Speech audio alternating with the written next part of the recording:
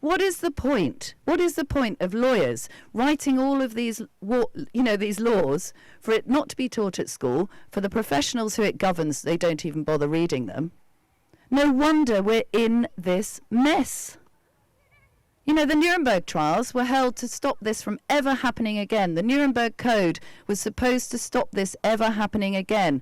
And yet I'm still hearing arguments around the world that the Nuremberg Code doesn't apply. Well, first of all, the Nuremberg came out of a case, USA versus Karl Brandt et al., because it was several doctors that were brought to trial by the USA. Now, what they did was they got a Dr. Ivy and I think a Dr. Livingstone, forgive me if I got that wrong, the second one, but they asked the doctors to come on board with the tribunal and help them understand the legal framework of conducting medical experiments. And these doctors came up with a shortened version of the Nuremberg Code, which was expanded on by the tribunal. 10 principles, the first one of which is you must give your freely informed consent, free from duress, threats, sanctions, intimidation, etc. Now, what I find horrifying is that there are people all over the world saying the Nuremberg Code doesn't apply. Question number one, why would you be seeking to argue that it doesn't apply? Why would anybody be saying, oh no, we should just disregard that? Now the fact is, it's criminal case law. And okay, it's an American case law, but that Nuremberg Code has been enshrined in subsequent legislation for the last 70 or 80 years. And in this country, we've accepted the Declaration of Helsinki into our Medicines for Human Use Clinical Trials Regulations 2012, which specifically says that we have all clinical trials must be conducted in accordance with good clinical practice as set out in the Helsinki Declaration, which enshrines the Nuremberg Code, right? So again, all of these laws and principles have only been expanded upon, but if nobody reads them, what's the point? What is the point? So going forward, now we know that people within our own community are lawless. They are committing criminal assault on each other. They are using bioweapons. These are prohibited acts of unlawful warfare. What are we going to do? Because these are people within our own society who are committing these prohibited acts of unlawful warfare on each other. How do we stop them? So we've sent out notices of liability, cease and desist. I've seen several videos of nurses and teachers, etc.,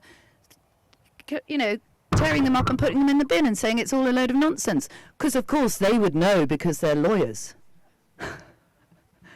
They have absolutely no idea what that legal document is or why they've been served it. But they have the arrogance and the ignorance to rip it up and put it in the bin and say, I'm above the law. I'm above being held accountable. Right? So what are we going to do? When people say to me, well, we can't take all these people to jail, we can't deal with all these people. Oh, so what? We're just going to accept the fact that people in our society are committing prohibited acts of unlawful warfare against us and we just crack on, keep calm and carry on. We can't. They're killing people. And they're going to carry on killing people. Because the WHO Pandemic Treaty just says when the next pandemic comes, as Neil says, they get to impose all these measures on us. Guess what? Mandated vaccines containing whatever they like to put in them into your body. Is that war? If someone comes up with a whole load of substances and says, you have no choice, I'm going to put this into your body, would you consider that an act of war on you? Yeah. What else is it? Right? So let's see it for what it is. Now, what that means is that those of you who want to take this further are going to need to form local community assemblies where you're going to have task forces that are going to have to approach each of the people within your community who have committed these offences. So the NHS, the CCG, the local councils, the teachers, the schools, etc. All of those people who have taken part in these prohibited acts of unlawful warfare must be held to account. And that means you have to identify who they are, gather the evidence against them, serve them with one last notice of liability, explaining to them that the lawyers, the scientists, the doctors from around the world, having extensively peer-reviewed our evidence for the last 2.5 years, are telling you that we have evidence beyond reasonable doubt that this is war and these are prohibited acts of unlawful warfare. We have to stop it. Okay? Now, there was a lieutenant in the Navy in America. I salute you, sir. I won't mention your name just in case you don't want it mentioned. But he recognised that these mandates were prohibited acts of unlawful warfare. He refused to follow that order, and eventually, the Navy had to back down. And he made them understand that if he was to comply with that injection mandate, he would be following unlawful orders of prohibited acts of unlawful warfare in breach of the Geneva Conventions, grave breach, right? How many other soldiers and naval people across the world know this? And if he and I know it, 2 lieutenants, and I know other soldiers who know it, what about the rest of them? And what about the police? Are you telling me that none of the police know that this is warfare and they're not going to do anything about it? Because that's the evidence, not only from the police forces across the country here, but around the world. They are not going to investigate this. Now, the problem we have is this presents a national security threat. Because if we're conducting prohibited acts of unlawful warfare against each other, that gives the right to self-defense. It also gives the right for another country to come in and enforce the provisions of the Geneva Warfare Conventions. I'm worried because it's been noted around the world. And we're not the only country who's doing it, right? But where does that lead us? And when will it stop? Do you think this is the last set of mandates they're going to try and inflict on us? Right, so who here wants to stop it? Yay, not all of you. I understand.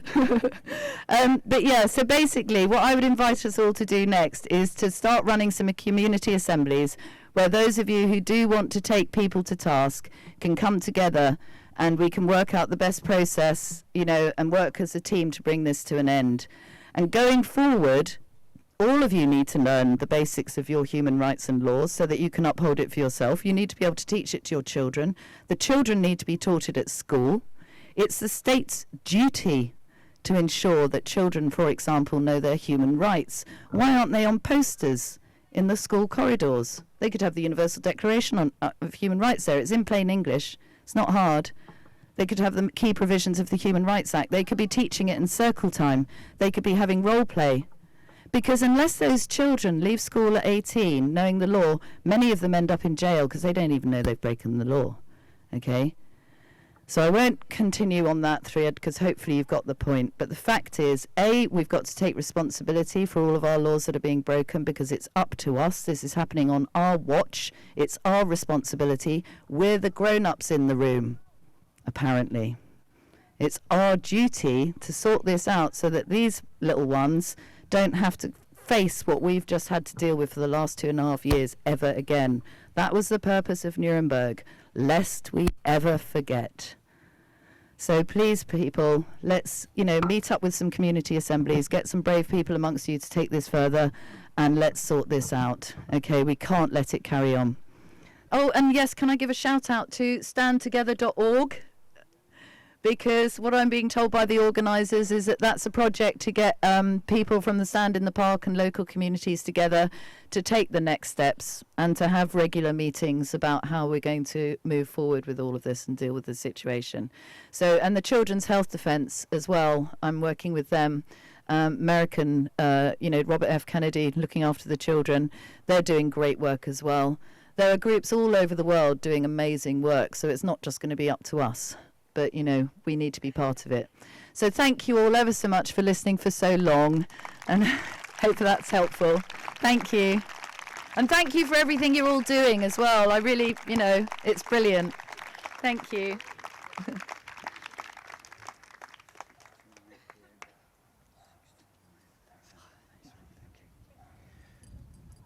Okay, just a few points to close. That was Anna was the last speaker.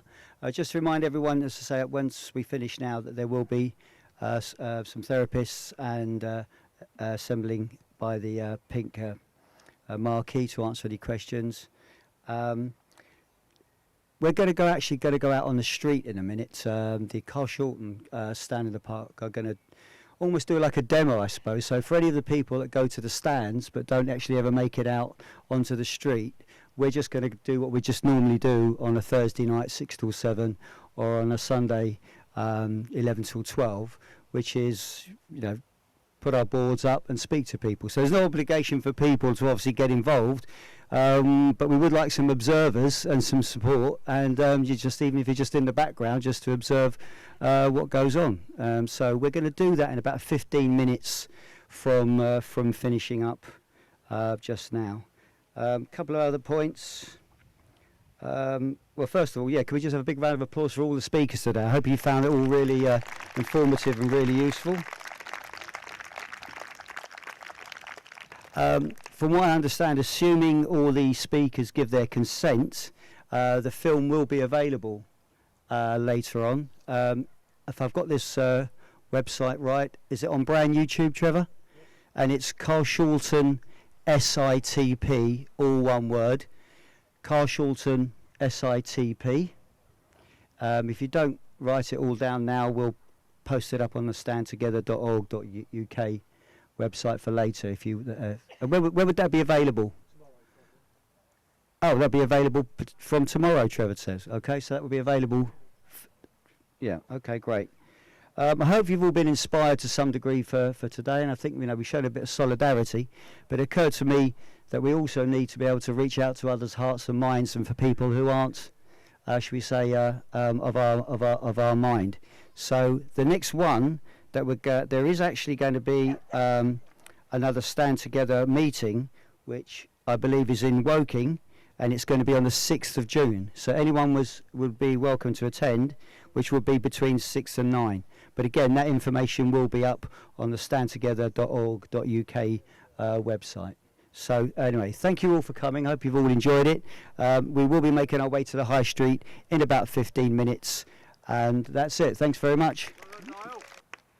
Some of you didn't hear earlier, Niall's offered to buy everyone a drink if you hit 300 subscribers today. Thank you. It's Stand Together on Telegram. Cheers.